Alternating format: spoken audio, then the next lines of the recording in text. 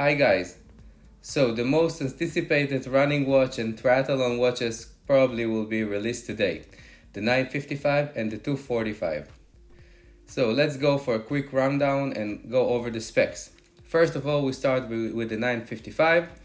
It seems that there are two variants, the solar and the non-solar version. Here we are on the UK side. The solar version costs $549.99, while the Forerunner 955, the non-solar version, costs $479.99.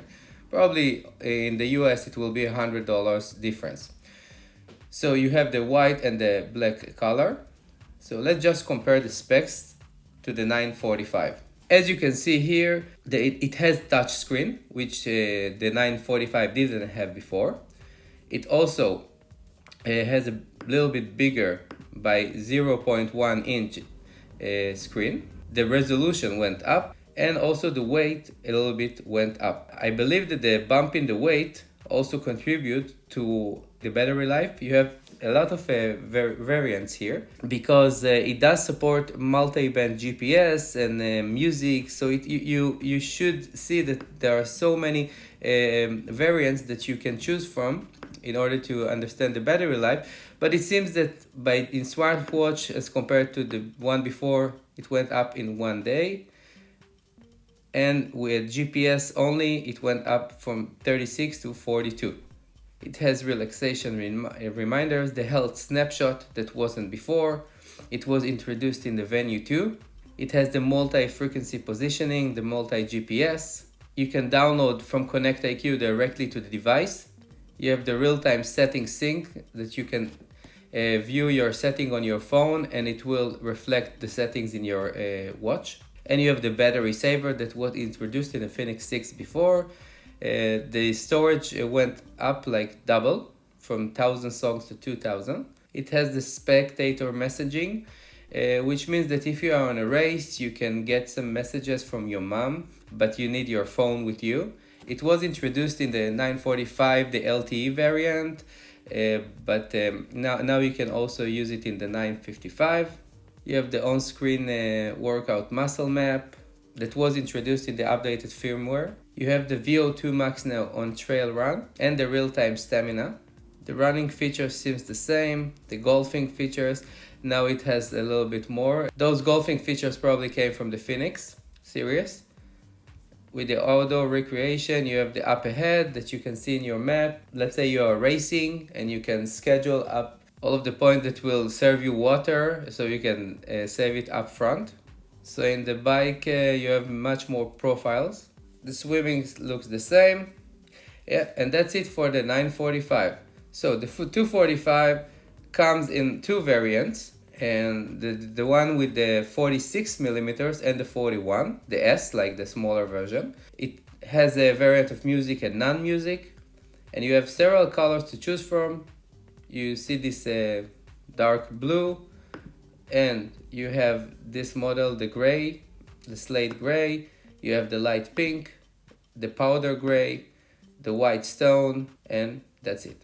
The price for this one, for the non-music variant, is £300, and for the one with the music, it will bump up with £50. Let's compare the differences between the 955 and the 245.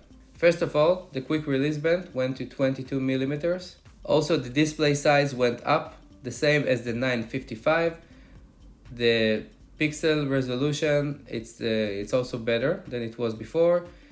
The weight went up in 10 grams because of the size differences. Instead of up to 7 days in a smartwatch mode, now it supports 14 days and 30 hours of GPS time.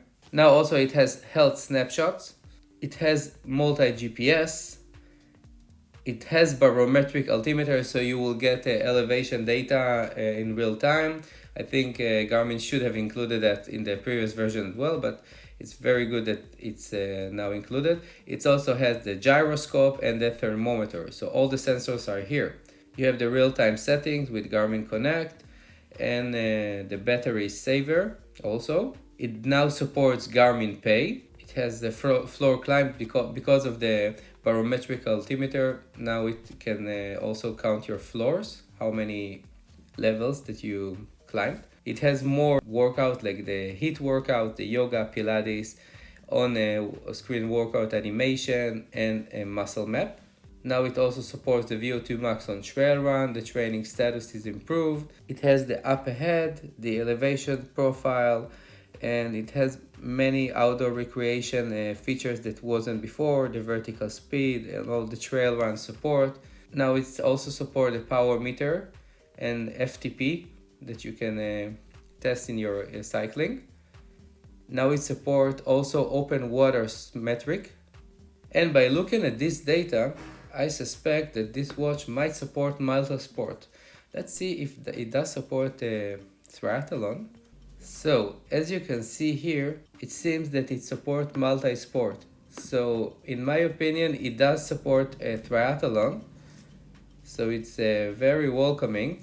Let's wonder what Garmin is going to do with other triathlon watches like the 745. Maybe they decided that the 245 can be their answer to the Core Space 2, which offers a lot. Now the 245 looks like a better deal even, because you get all of those and music and Garmin Pay and all the sensors.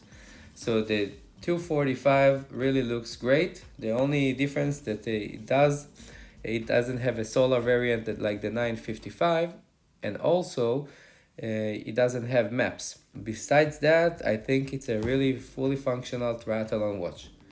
Okay, so that's it for today. Let me know what you think and which watch are you planning to get.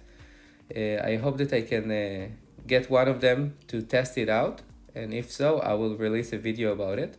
Thank you guys for watching. Don't forget to hit the like and the subscribe button if you like this tech and fitness combination. So don't be shy and subscribe. Thanks. Have a great day and bye.